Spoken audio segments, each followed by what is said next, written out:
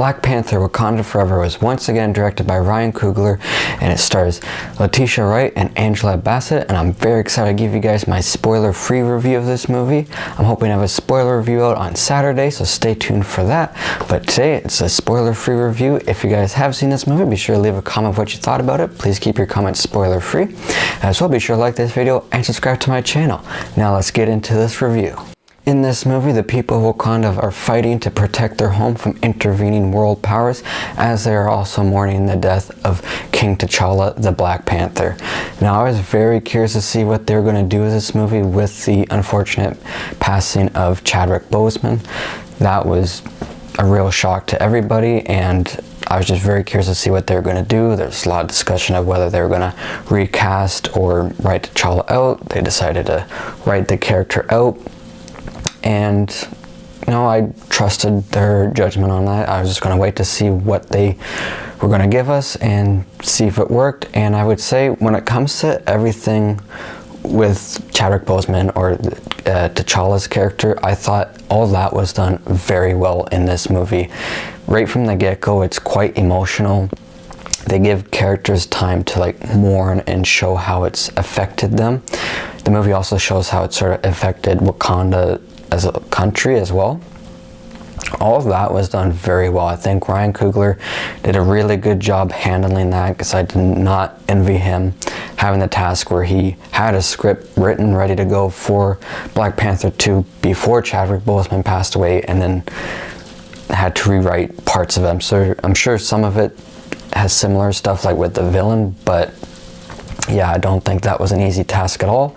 And like I said, I think everything with that part of this movie was done really well. The performances were great, especially from Angela Bassett. Her performance in this was great. You really bought her being this mother who's just lost her son. That was fantastic. And everybody else, I thought, gave a really good performance in this as well. All the performances across the board were great. The visuals in this, for the most part, were really good too. There's some shots that don't look like they're on a set, like they're actually out somewhere. The visuals on it, I thought, were great. CGI, for the most part, is good. I'd say better than the previous Black Panther movie, where there's some CGI problems in the final act.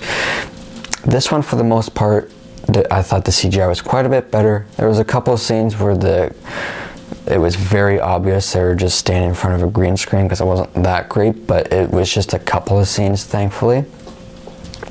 But yeah, that was great. The villain in this, Namor, I thought was pretty good. He's not one of the best MCU villains, but I thought he was pretty good. You understood his backstory and you understand why he's doing what he's doing, and he could be a pretty menacing presence at times, I thought.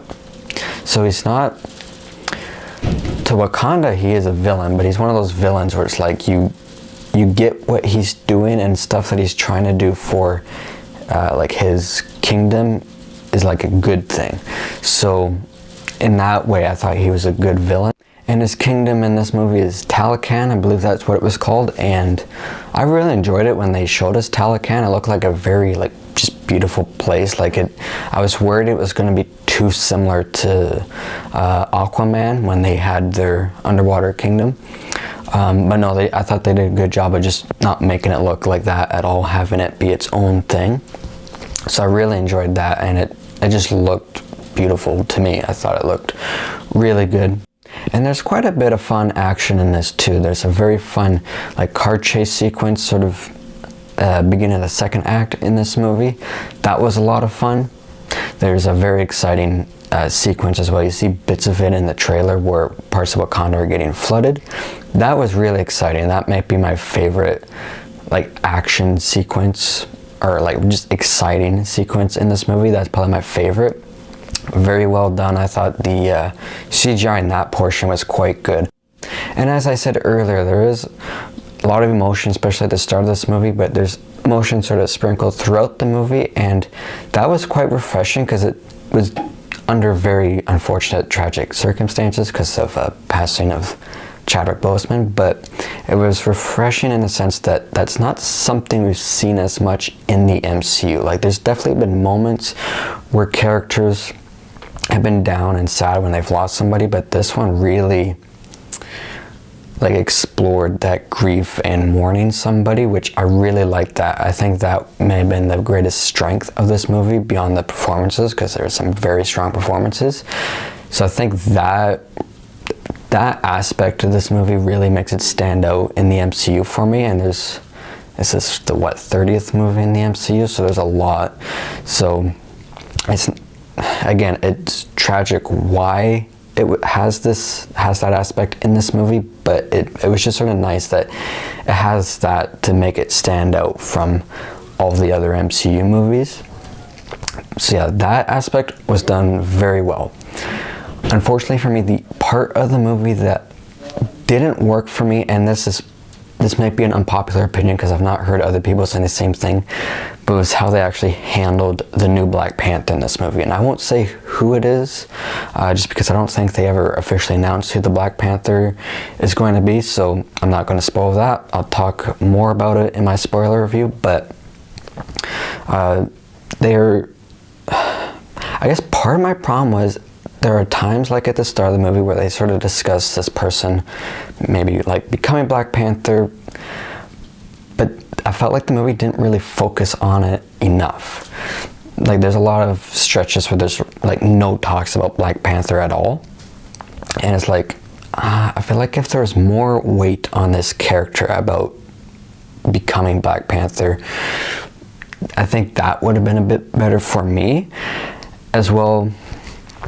You know, eventually, obviously, they do decide to become Black Panther, and you can understand, like, for the most part, why they decide, but there is, from where they were throughout the movie to where they are when they, you know, make the plan, like saying, yes, I'm, you know, going to be Black Panther, there's a little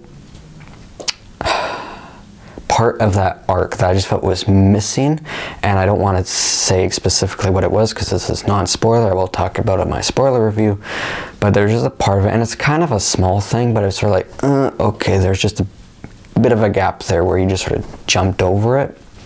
So that, and then finally, and again, I can't go into too much about it because it's non-spoiler, and this may just be me who has a problem with it, but the way the character was at the time that they're Black Panthers, I was sort of like, I'm not happy that you're Black Panther. And I'll go into this more on my spoiler review. But just because of what the Black Panther's supposed to be and how it seemed like why they decided to be Black Panther to do a certain thing, it just didn't sit right with me. And when they do sort of change at the end, it's like you knew what's going to come, but the moment where they do change, the stuff that they do is sort of like, okay, yeah, that's been done a lot, because what the character was doing that I was like wasn't working for me. It's stuff that's been done before and even in the comic book genre, and it wasn't I wouldn't have a problem with it had they've been Black Panther earlier. It's because they just decided Black Panther had an issue with it.